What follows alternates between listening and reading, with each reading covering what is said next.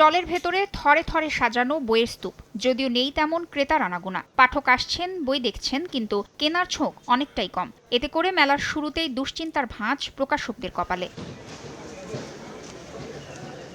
ছোট ও মাঝারি প্রকাশনীগুলোর জন্য এবারের মেলা যেন পরিণত হয়েছে এক অস্তিত্ব রক্ষার লড়াইয়ে। মেলার চাকচিক্য আর জনস্রোতের মাঝেও প্রকাশনা সংশ্লিষ্টদের মুখে নেই হাসি। মনে হচ্ছে যে ইফতারের টাকা ওঠে নাই। বাংলা একাডেমি যে আশা নিয়ে ঈদের আগে মেলাটি করা হচ্ছে, আসলে সম্পূর্ণরূপে আমার মনে হয় এখন পর্যন্ত ব্যর্থ। আমাদের জন্য ঈদের আগে 2-2.5 লক্ষ টাকা একটা লোকসান দিয়ে এখান থেকে যেতে হবে। বইয়ের রেসপন্স একদম নেই বললেই চলে। আমি যতবার আসছি স্টলে, আমি শুধুমাত্র স্টল কিপারকে দেখতে পেয়েছি, আর কাউকে না। সো খুব বাজে অবস্থা। প্রকাশকদের এই হতাশা সংক্রমিত হয়েছে লেখকদের মাঝেও। নতুন বই নিয়ে পাঠকদের আগ্রহ থাকলেও দিন শেষে প্রাপ্তির খাতা প্রায় শূন্য। তবে প্রাণের টানেই ছুটে এসেছেন অনেকে। তালিকার সাথে মিলিয়ে পছন্দের বই সংগ্রহ করতে ঘুরছেন স্টল থেকে স্টলে।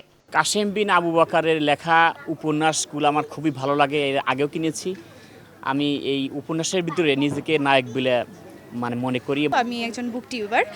সোশ্যাল মিডিয়ার বিভিন্ন প্ল্যাটফর্মে আমি বই নিয়ে রিভিউ করি। তরুণরা একটু রোমান্টিক টাইপ কাব্যগ্রন্থগুলো পছন্দ করছে। সাহিত্যকে টিকিয়ে রাখতে হলে লেখকের মনের ভাষাও বুঝতে হয়। এবারের বইমেলায় অংশগ্রহণ করেছে 549টি প্রকাশনা প্রতিষ্ঠান। এর মধ্যে বাংলা একাডেমি প্রাঙ্গণে 81টি ও সোহরাওয়ার্দী উদ্যান অংশে 468টি প্রকাশনা প্রতিষ্ঠান স্টল করেছে। তাসনিয়া নিশাত, মিম, সময় সংবাদ, ঢাকা।